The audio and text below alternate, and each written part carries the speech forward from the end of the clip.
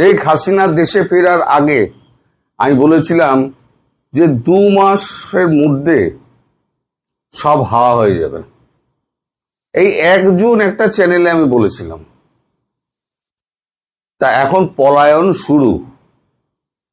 প্রথম পলায়নটা কে করলো? সৈয়দ রেজওয়ানা হক। তিনি মঙ্গলবার দিন অস্ট্রেলিয়ার উদ্দেশ্যে পাড়ি দিয়েছেন। তারপরে গতকাল রাতে 9:10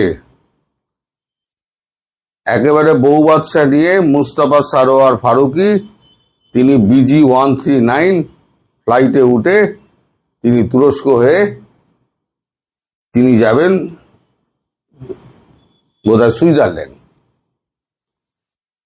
এবার বাকি আরো লিস্টে আছে। আমি টোটাল 17 জনের লিস্ট অনেকদিন আগে বলেছিলাম, খুঁজে বার করতে হবে বলে এখন বার করতে পারছি না। অর্থাৎ পলায়নটা জারি হয়ে গেল। এবার ধীরে ধীরে দেখবেন রোজ একটা দুটো করে পুটপাট কেটে পড়ছে। আমি সেই চ্যানেলে আমি বলেছিলাম যে আপনি লিখে রেখে দিন আজকে 1 জুন, 2 মাসের মধ্যে সব পালিয়ে যাবে। 2 তারিখে আপনি আমাকে ধরবেন। তো মানে 2 মাস বাদে 2 তারিখে। তো আজকে একটা গুরুত্বপূর্ণ ঘটনা ঘটেছে সকালবেলা আমাদের বিদেশমন্ত্রী এস জয়শঙ্কর তিনি ভোর ছুটেছেন প্রধানমন্ত্রী শেখ হাসিনার কাছে, গিয়ে ব্রেকফাস্ট করেছেন। তার মানে কত সকালে উনি 8টার মধ্যে ব্রেকফাস্ট করে ফেলেন। এখন কেন গিয়েছেন, কি ব্যাপারে এমন ঝটপট ছুটে যাওয়া, আমি এটা এখনো পর্যন্ত খবর পাইনি। তা আরো কিছু ডেভেলপমেন্ট আছে। যেমন শেখ হাসিনা ঘরে ফেরার আগে তিনি বহু কাজ করছেন।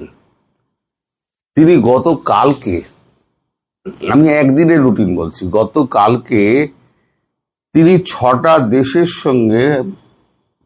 দেশের উচ্চপদস্থ নেতাদের সঙ্গে তিনি ভার্চুয়ালি বৈঠক করেছেন। দেশের মধ্যে 16টি সংসদীয় আসনের যারা লোক রয়েছে তাদের সঙ্গে অনলাইনে বৈঠক করেছেন। এছাড়া মেলের উত্তর দিয়েছেন 7টি, SMS এর উত্তর দিয়েছেন 926টি। তার মানে এটা হচ্ছে তার একদিনের কার্যক্রম। আপনারা যারা বলেন না শেখ হাসিনার এত বয়স হয়েছে, এই কাজটা বোধহয় আমরাও করতে পারবো না। আমাদের যদি বলা হয় এই কাজটা তুমি করো একদিনের মধ্যে, আমি একদিনের মধ্যে কাজ করতে পারবো না। কারণ 6টা দেশের সঙ্গে সমানভাবে তাল মিলিয়ে তিনি কথা বলে গিয়েছেন। কূটনৈতিক পরিভাষায় যাকে বলা হয় সতর্ক হয়ে কথা বলা,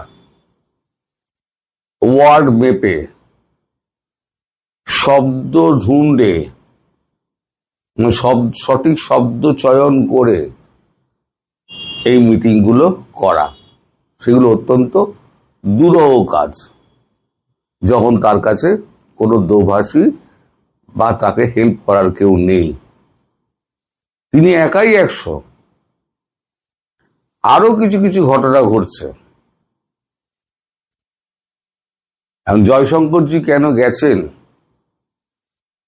সেটা আমার কাছে এখনো পর্যন্ত পরিষ্কার নয়। আমি হয়তো সন্ধ্যেবেলার দিকে খবরটা পাবো, যতক্ষণ না পর্যন্ত উনি সাউথ ব্লক থেকে ওখান থেকে বেরোবেন আমি খবর পাবো না। তবে শেখ হাসিনা খুব দ্রুততম সময়ের মধ্যে ফিরছেন এবং ফেরার আগে যে কাজগুলো করার সেই কাজগুলো উনি এখন করে যাচ্ছেন। আর ভেতরে এই যে তোফায়েল সাহেব মরহুম মারা গেলেন, উনি তাকে অন্তিম শয়নে শয়ন করার পর এই যে হঠাৎ করে এত বড় মিছিল হলো, এত মাইক লাগানো হলো, এত পতাকা লাগানো হলো, এই দিনহীন লোকেরা টাকা পেল কোত্থেকে?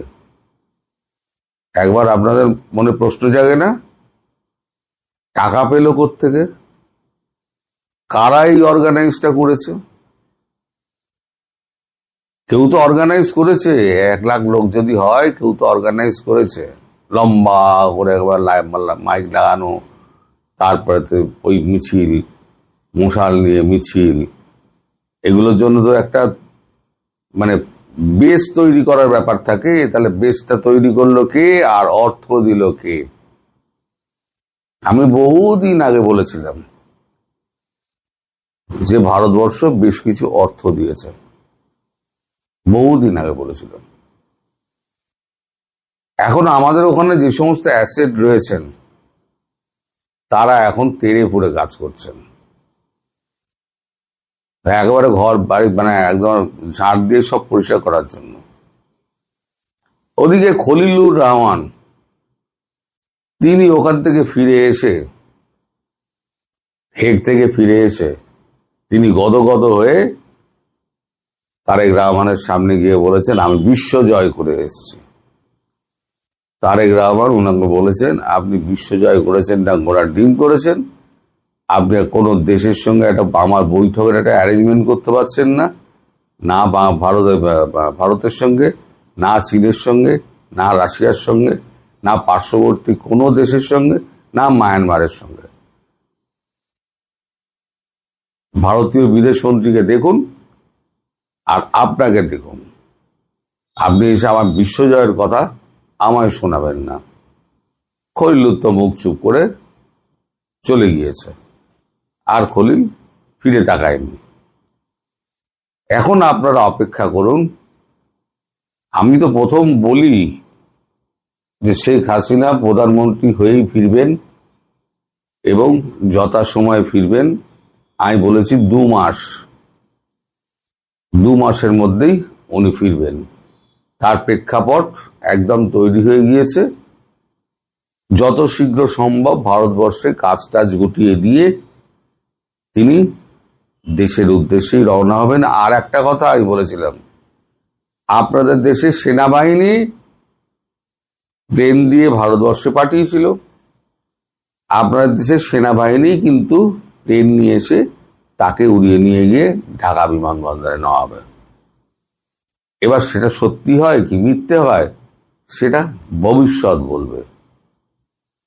আমি দেখুন, ভবিষ্যৎ দ্রষ্টা তো আমি নই। আমি যেরকম খবর পাই সেই খবরগুলোকে বিশ্লেষণ করে আপনাদের সামনে বলি।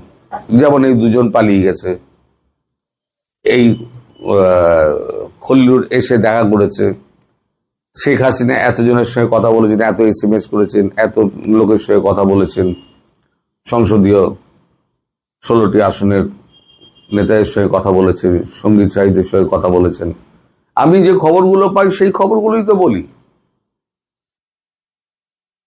এখন এই যে খবরটা আমি নিজে থেকে বলছি না, যেটা হচ্ছে আমি সেনাবাহিনীর সূত্র থেকে পেয়েছি, মিলিটারি ইন্টেলিজেন্স থেকে, যে তাকে বাংলাদেশের বিমান বাহিনী নিয়ে এসেছিল। এবার বাংলাদেশের বিমান বাহিনী তাকে নিয়ে আবার ওখানে পৌঁছে দেবে।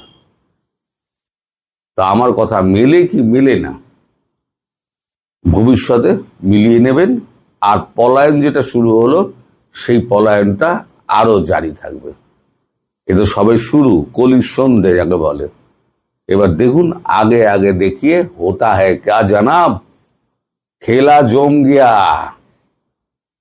হ্যাঁ, হিন্দিতে বলে, বাংলায় বলে খেলা জমে ক্ষীর।